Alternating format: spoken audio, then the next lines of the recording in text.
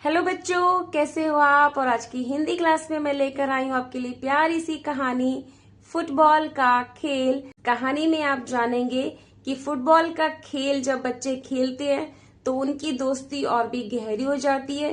किस तरह से वे एक दूसरे की मदद करते हैं और पक्के दोस्त बन जाते हैं। तो फुटबॉल का खेल आपको भी पसंद आने वाला है क्योंकि आप इस कहानी को पूरा सुनेंगे। प्यारे बच्चों, मैंने सोचा कि फुटबॉल की कहानी शुरू करने से पहले एक बार मैं फुटबॉल खेलते हुए बच्चों का चित्र आपको दिखा देती हूँ, ताकि आपके मन में भी यही फीलिंग आए कि आप भी क्या खेल रहे हो, फुटबॉल खेल रहे हो।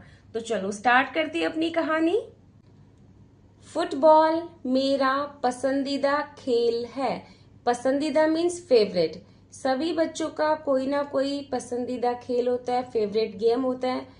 बट यहाँ पर क्या बताया गया है कि फुटबॉल मेरा पसंदीदा खेल है। आपका भी कोई ना कोई गेम होगा फेवरेट, बट इस कहानी को जानेंगे तो आप भी फुटबॉल खेलना पसंद करेंगे। आपका भी फेवरेट गेम कौन सा हो जाएगा? फुटबॉल। राजू, मोहन, अब्दुल और निकिता को भी फुटबॉल खेलना पसंद है।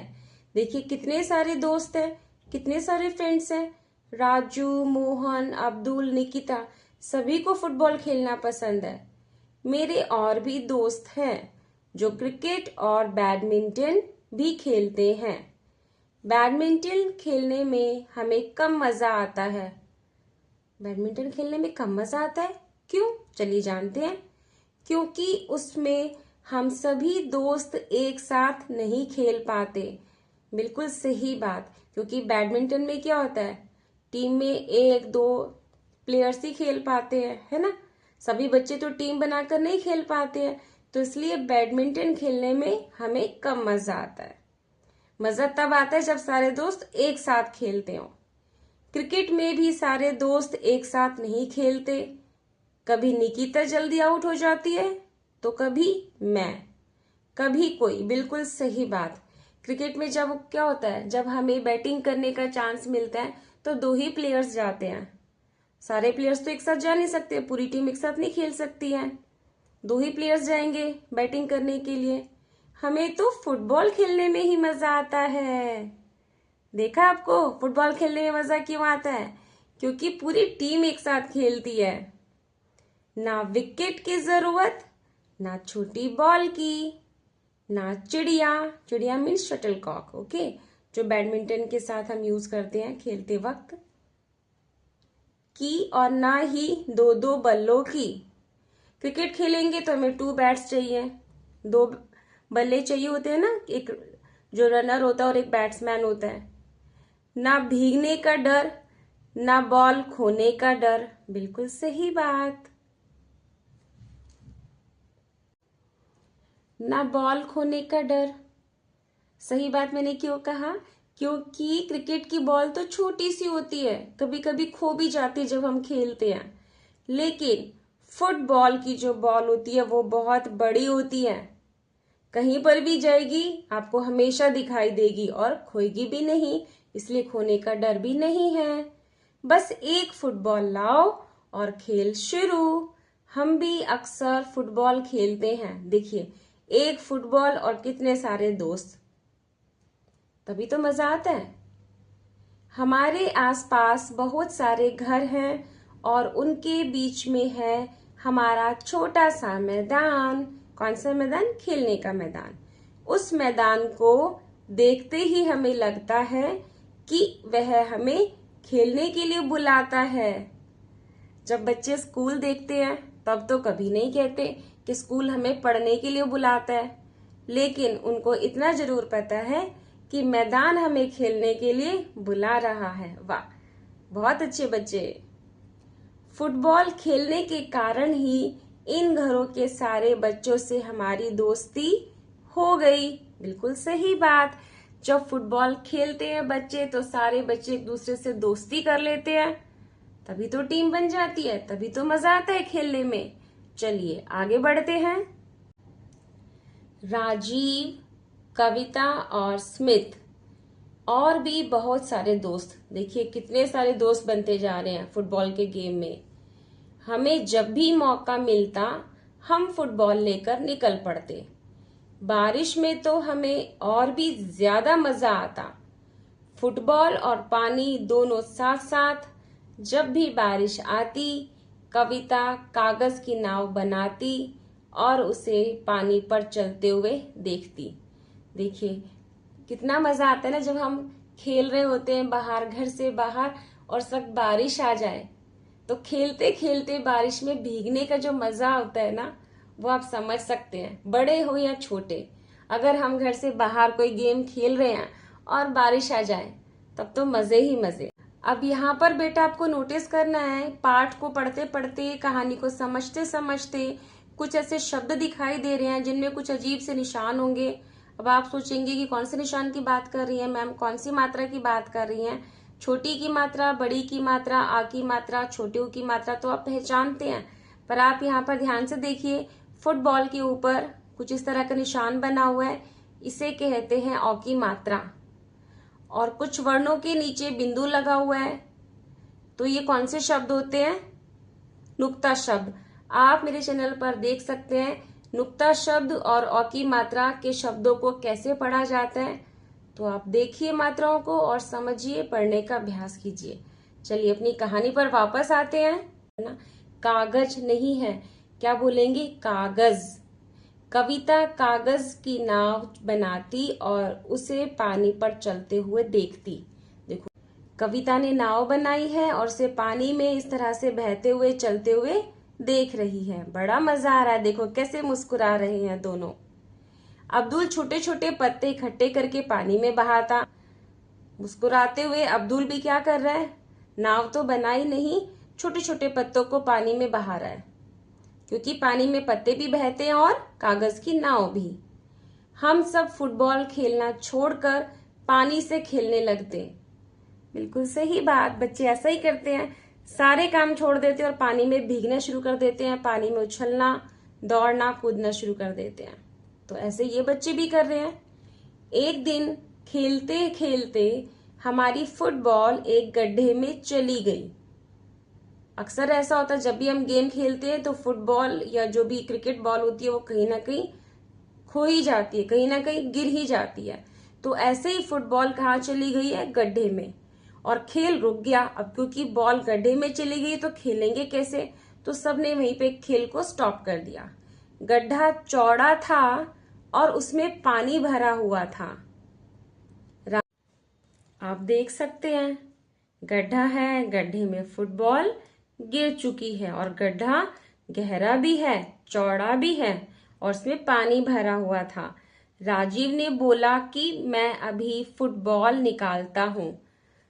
कोई ना कोई बच्चा शैतान जरूर होता है, सबसे आगे रहता है फुटबॉल निकालने में, बॉल को निकालने में, चाहे वो गड्ढे में गिरी हो, चाहे वो नाली में गिरी हो, पर बच्चे एक्साइटेड होते हैं कि हमें बॉल निकालनी और गेम को शुरू करना है। तो ऐसे ही राजीव ने सोचा और बोला कि मैं अभी फुटबॉल को बाहर निकालता हूं।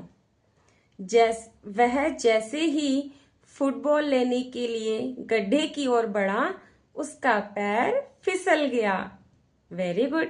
अक्सर ऐसा होता है, जो बच्चे जल्दबाजी में कहते ना मैं निकाल के लाता हूं, मैं जाता हूं, मैं ऐसे करूंगा, अक्सर वो गिर ही जाते हैं।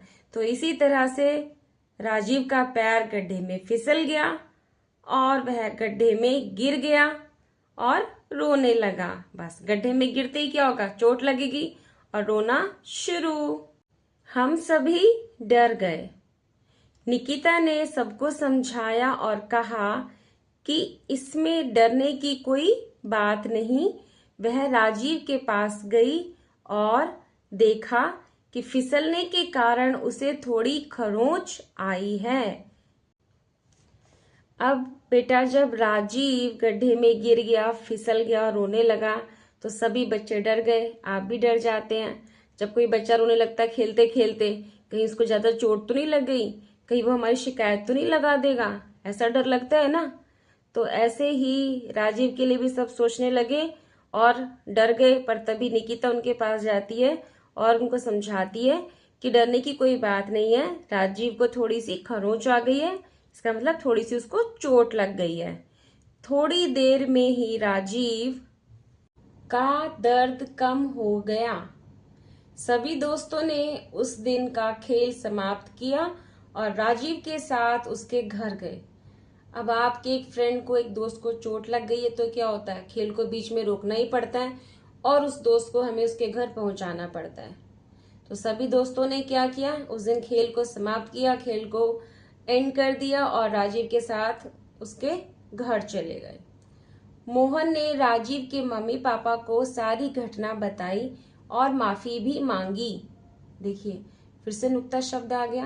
ओके, तो जो राजीव का फ्रेंड था मोहन, उसने राजीव के मम्मी पापा को सारी बात बताई कि खेलते वक्त फुटबॉल कैसे गड्ढे में गिरी और राजीव कैसे गड्ढे में गिर गया।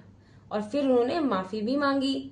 उन्होंने कहा कि इसमें माफी की कोई बात नहीं, खेल में ऐसा हो जाता है।